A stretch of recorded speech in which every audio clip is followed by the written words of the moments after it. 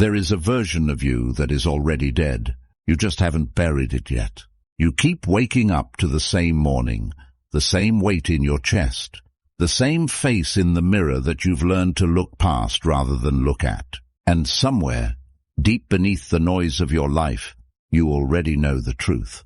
That the person you are today is not the person you were supposed to become. Marcus Aurelius wrote this in his private journal, words he never intended the world to read. You have power over your mind, not outside events. Realize this, and you will find strength. He wrote that alone, at war, at the edge of an empire, wearing the weight of the world on his shoulders. And still, he chose to rebuild himself. Every single morning. Because here is what the Stoics understood that most people never will. Transformation is not something that happens to you. It is something you must violently choose. Not once, not on New Year's Eve, not when things fall apart, but every day, in the silence before anyone else wakes up. In the moments when comfort screams at you to stay the same. The old you is not your identity. It is a prison you built one compromise at a time. And today, this video is the key. What you are about to hear are not motivational quotes. This is philosophy forged in war, exile, poverty, and loss. These are the 10 Stoic principles that will tear the old version of you to the ground and build something unbreakable in its place. Stay until the end, because the last principle is the one most people never reach, and it's the one that changes everything. Before we begin, if you found this video because something inside you is ready to change, hit subscribe. Not for me, for you. This channel exists for one reason only, to hand you the philosophy that the ancient world used to forge unshakable human beings, and to make it work in your life. Subscribe, and turn on notifications. So the next time life tries to break you, you'll already have the tools to break back. Principle 1. Solitude is where the lie ends. Let's begin at the beginning. Before you can destroy the old you, you have to see it clearly. And you cannot see clearly when you are surrounded by noise. Noise is not just sound. Noise is the notifications, the opinions, the social media scroll at 1 a.m., the conversations that feel like company but leave you emptier than before. The ancient Stoics were obsessed with one practice above all others, and it wasn't meditation, it wasn't journaling, it wasn't cold showers. It was solitude. True, brutal, uncomfortable solitude. Retire into yourself as much as possible. Associate with people who are likely to improve you. Welcome those who you are capable of improving. The process is mutual. Seneca. Seneca didn't say escape the world and never return. He said go inside, go where the performance ends. Because here is the terrifying truth. Most of the life you are living right now was not chosen by you. It was inherited. It was absorbed. It was performed for an audience that wasn't even watching. You laugh at things you don't find funny. You chase goals you don't actually want. You carry identities built by fear, not by choice. Solitude strips all of that away. And what's left, the raw, unfiltered you, is both terrifying and sacred, because it's real. Epictetus, a man who was born a slave, who had no political power, no wealth, no freedom of movement, wrote something that stopped philosophers in their tracks for 2,000 years. Make the best use of what is in your power and take the rest as it happens. Even in chains, literally in chains, he had something no one could touch. His inner world, his solitude. And here is the question you need to sit with today. Not later, not when life calms down right now. When is the last time you were truly alone with yourself? Not distracted, not scrolling, not filling the silence. Truly alone. If the answer makes you uncomfortable, that discomfort is information. It means there is something inside you that has been waiting to speak. Something the noise has been drowning out for years. The first act of destroying the old you is this. Go silent long enough to hear what it's been trying to say. Principle 2. Your pain is not your identity. There's a trap that the old you has fallen into, and it is one of the most dangerous traps in human psychology. You have started to believe that your wounds are who you are. The failed relationship, you carry it like a verdict on your worth. The broken family, you wear it like a coat you can never take off. The mistakes you made 5, 10, 15 years ago, you rehearse them like a script you've memorized. The Stoics had a name for this. They called it false judgment, the belief that an external event has the power to define your internal reality. It is not things that disturb us, but our judgments about things. Epictetus. Read that again. It is not what happened to you. It is what you decided what happened to you means. And here is the most important sentence in this entire video. Listen carefully. You are not your history. You are your response to your history. Those are two completely different things. Marcus Aurelius lost children. He watched Rome crumble at the edges. He was surrounded by betrayal in his own court. He wrote in his meditations, his private journal, remember, never meant for publication, "The impediment to action advances action. What stands in the way becomes the way." The obstacle was not the end of the path. The obstacle was the path. Your pain, every part of it, is not evidence that you are broken. It is raw material. Every scar is a data point. Every wound is a lesson. Every loss is a school you attended. The question is not, why did this happen to me? The Stoic question is, what am I being forged into through this? The old you chose to be defined by what hurt it. The new you chooses to be shaped by what it survived. Principle 3. Kill your excuses before they kill your potential. Let's talk about the language of the old you, because the old you has a very specific vocabulary. I'll start Monday. I'm not ready yet. Things will get better on their own. I don't have time. I'm not like other people. My situation is different. You know these sentences. You've lived inside them. Some of you have been living inside them for years. In Stoic philosophy, an excuse is not an explanation. It is a choice, a deliberate decision to hand your power to circumstance. How long are you going to wait before you demand the best for yourself? Epictetus. Epictetus did not ask this gently.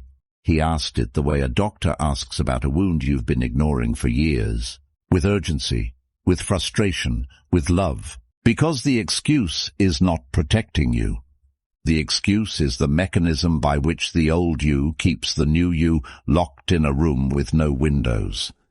Every excuse you accept is a brick in the wall between who you are and who you could be.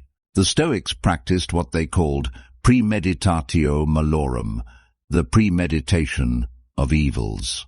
They would sit quietly and rehearse everything that could go wrong, not to catastrophize, not to worry, but to destroy the power that fear had over their decisions. When you preface every hard decision with "I'm not ready," you are giving the future the power to hold you hostage in the present.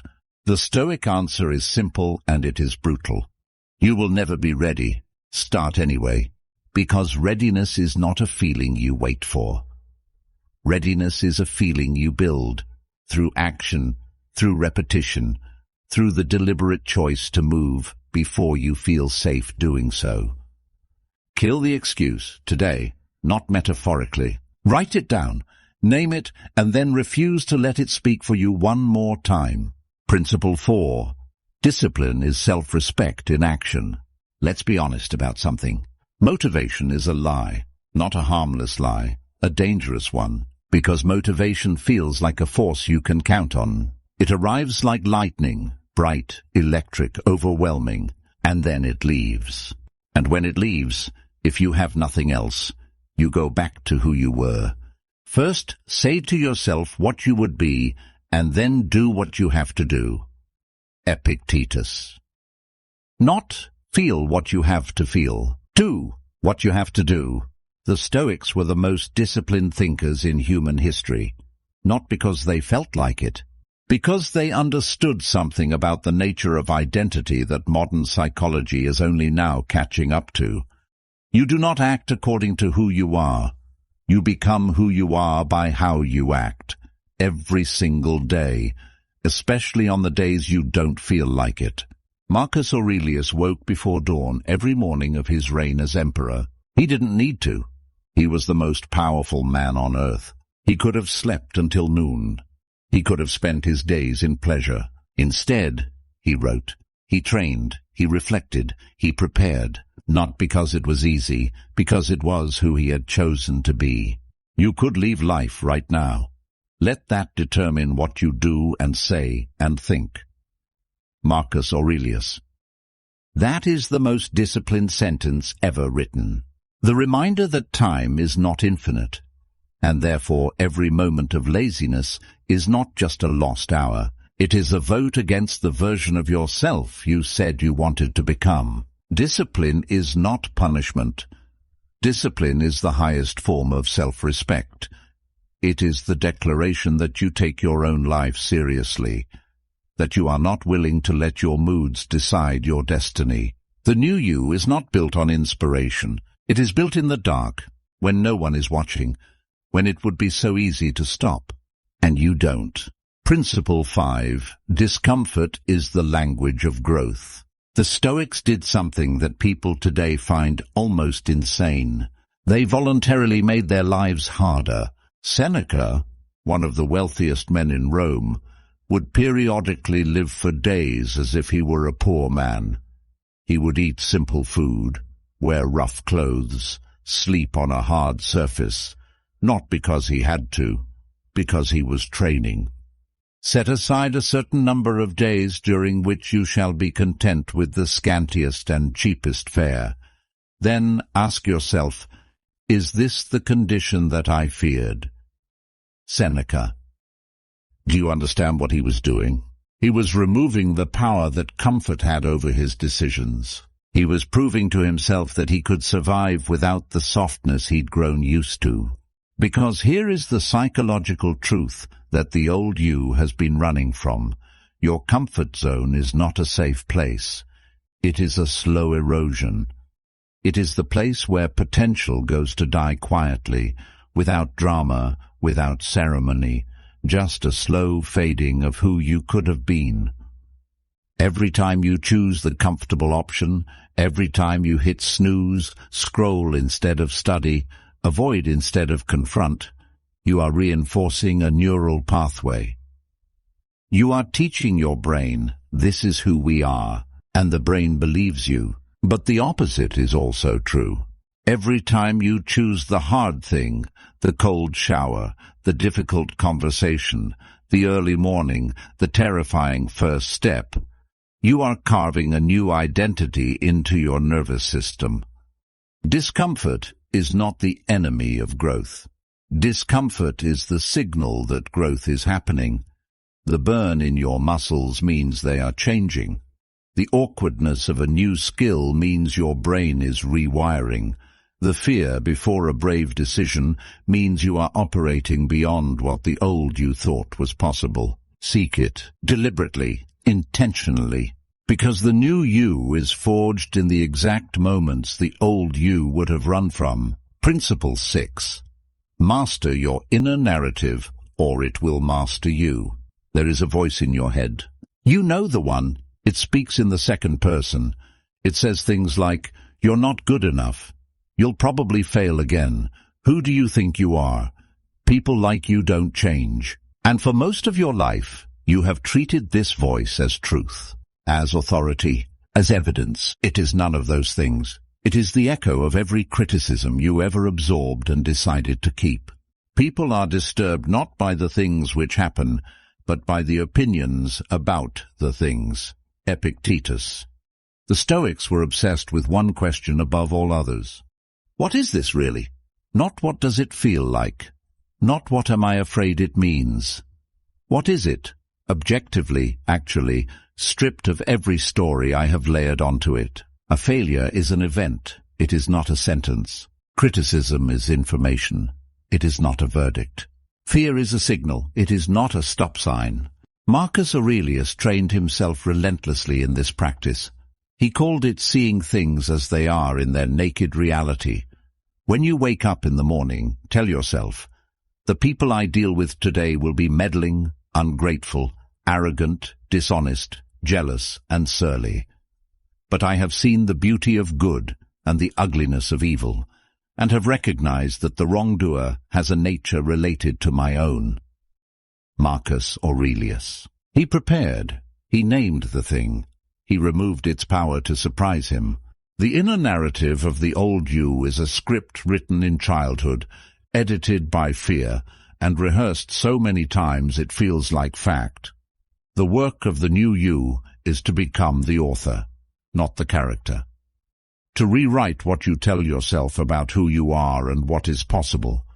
Start with this. Every time the old voice speaks, do not silence it. Answer it with evidence, with logic, with the stoic precision of a philosopher, and over time its power will break. Principle 7. Let go of what you cannot control. Of all the Stoic teachings, this one is the most misunderstood. People hear, let go of what you can't control, and they think it means, don't care, give up, accept everything. That is not what it means, not even close. Epictetus divided the universe into two categories, not good and evil, not success and failure, but what is up to us and what is not up to us. And he said everything depends on understanding the difference. Some things are in our control and others not.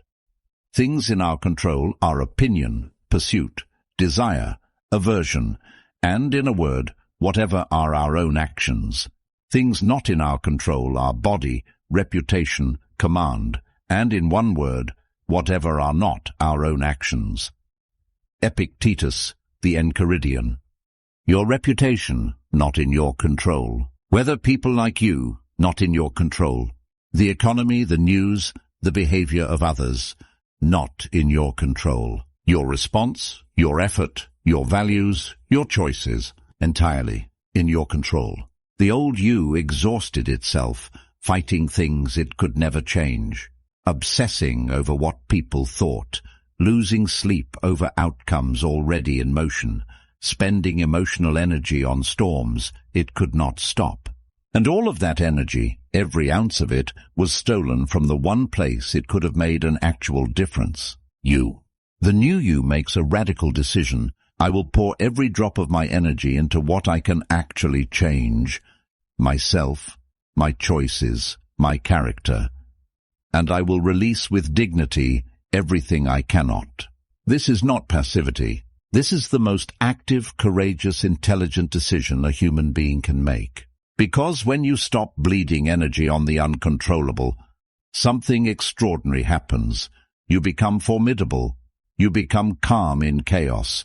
You become the eye of the storm, not because nothing is happening around you, but because nothing can move you from the inside. Principle 8.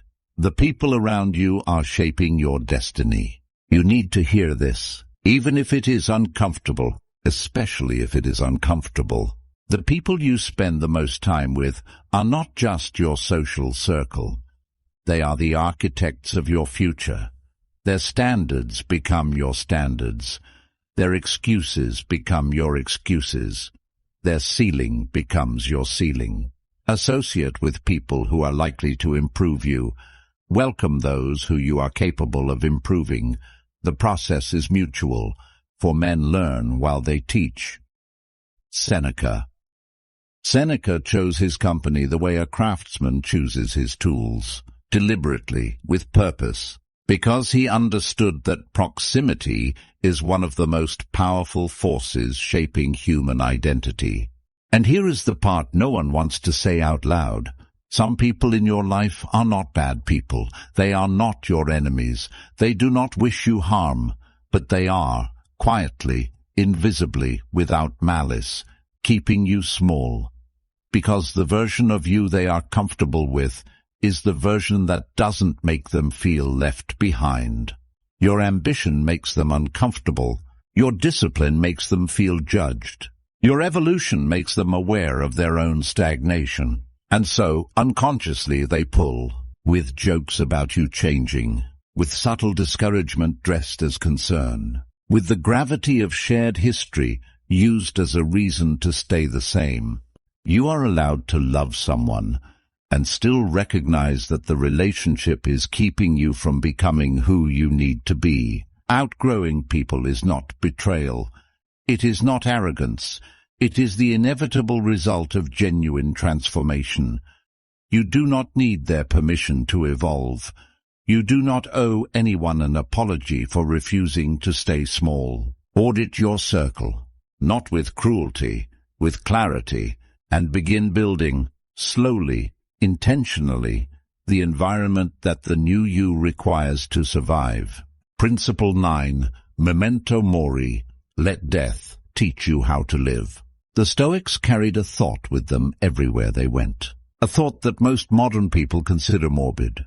The Stoics considered it essential. Memento Mori, remember, you will die, not as a threat, not as darkness, as the most clarifying lens available to a human being. Let us prepare our minds as if we had come to the very end of life. Let us postpone nothing. Let us balance life's books each day. The one who puts the finishing touches on their life each day is never short of time. Seneca. Read that slowly. The one who puts the finishing touches on their life each day is never short of time. Most people live as if they have unlimited tomorrows, as if the change can wait, as if the apology can wait, as if the beginning can wait, and then, without warning, the waiting is over, and the life they meant to live remains unlived. Marcus Aurelius, Emperor of Rome, philosopher, general, father, one wrote to himself, "You could leave life right now. Let that determine what you do and say and think." He was not being nihilistic. He was being precise. He was using the reality of death to burn away everything that was not essential. What would you do today if you knew your time was limited? Not feared might be limited, actually confirmed, definitely limited. Because here's the truth. It is. It always has been. And the old you has been living as if it isn't. Memento Mori doesn't make life darker. It makes every moment more vivid, every choice more urgent, every day more sacred. The new you does not wait. It does not postpone. It moves with the quiet urgency of someone who understands that time is the only truly non-renewable resource. Principle 10. Rebirth is not an event. It is a daily practice. Here it is. The principle most people never reach, the one that separates the people who transform genuinely, permanently, irreversibly, from the people who try and fall back. Transformation is not a moment. It is not the day you decided to change. It is not the morning you woke up and felt different. It is not the video you watched, or the book you read, or the crisis that shook you. Those are sparks. Necessary, powerful, real. But a spark is not a fire. Well-being is realized by small steps, but is truly no small thing. Zeno of Citium. Zeno, the founder of Stoicism itself, built an entire philosophy on this single insight. The small step repeated, the ordinary moment chosen correctly, the invisible decision made with integrity when no one is watching. Every morning you wake up, you are handed a choice. Not a dramatic choice, not a cinematic choice, a quiet one. Will you be the old you or the new you? Today. Not forever. Today. And then tomorrow. And then the day after that. The Stoics understood that character is not something you discover. Character is something you construct. Brick by brick, choice by choice, day by day. Marcus Aurelius wrote the Meditations, 12 books of private philosophical discipline, not because he had achieved wisdom. He wrote them because he was fighting for it. Every single day. Confine yourself to the present. Marcus Aurelius. Not the future you, not who you'll be when you've fixed everything, Not after the weight loss, the promotion, the perfect circumstances. The present you, the imperfect, still becoming, already changing you. That is the only version of you that actually exists. And that version, right now, is enough to begin. You don't need to destroy the old you all at once. You just need to choose differently, once. And then again, until the old you runs out of days. And the new you, the one you built in silence, in discipline, in discomfort, in solitude, is all that remains. The Stoics did not promise you an easy life. They promised you something far more valuable, a life lived on your terms, built with your hands, shaped by your choices, owned completely, unapologetically, by you. Seneca wrote near the end of his life, "It is not that I'm brave enough to face death. It is that I've lived, and living fully makes death far less terrifying." He wasn't afraid, because he had not wasted himself. That is what is available to you. Not perfection, not an absence of pain. A life you actually lived, a self you actually chose. A person you can look at in the mirror, not past, but at. The old you is not your enemy. It was your survival mechanism. It got you here. But here is not where you're meant to stay. So grieve it if you need to. Thank it for the lessons. And then let it go. The new you is waiting. It has always been waiting. Patient, quiet, certain. And it is built exactly one day at a time.